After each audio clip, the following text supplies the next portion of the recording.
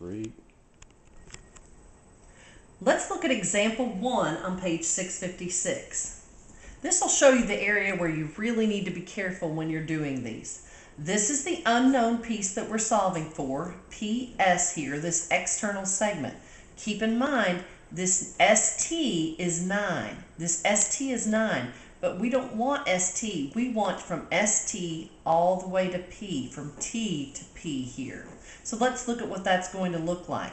It is 3, the external segment, times not 27, but the whole section here from P to R, which is 27 plus 3, which is 30, equals, X is my external segment. Now my whole segment from P to T is not 9, but X plus 9. Let's solve this algebraically. 3 times 30 is going to give me 90.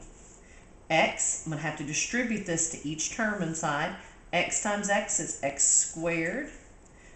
X times 9 is 9X. I now need to get everything on one side. Need to subtract 90 from both sides.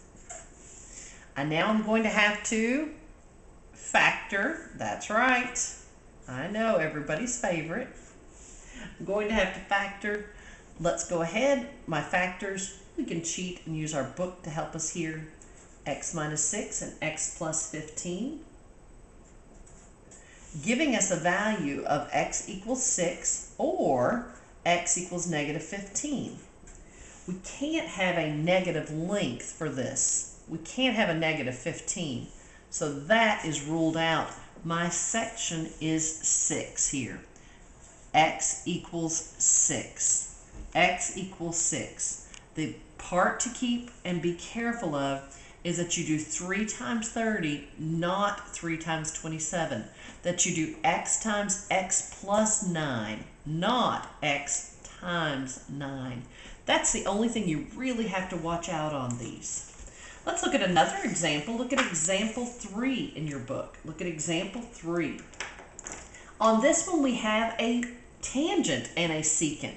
Remember, when we have a tangent and a secant, we're dealing with a squared term for our tangent, a squared term for our tangent. Secant is still done the exact same way. The external segment, which on this one is 9 inches, and our internal is 16 inches. And this is what we're trying to find here. Our TW, which is a value of X here. This time it is going to be squared. It is going to be squared. So I'm going to have X squared. My tangent is a squared term here. X squared equals my external segment, which is 9, times not 16. That's the biggest danger that people have with these, or the biggest mistake, common mistake. It is 9 times 9 plus 16, which is 25. That's going to give me X squared equals 9 times 25 is 225.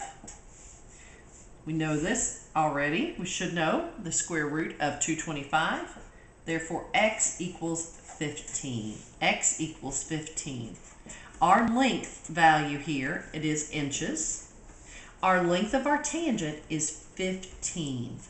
Again, the biggest thing to be careful of on these is that you're using the whole section, not just this measure here. There's nothing that measures from here to here as our product.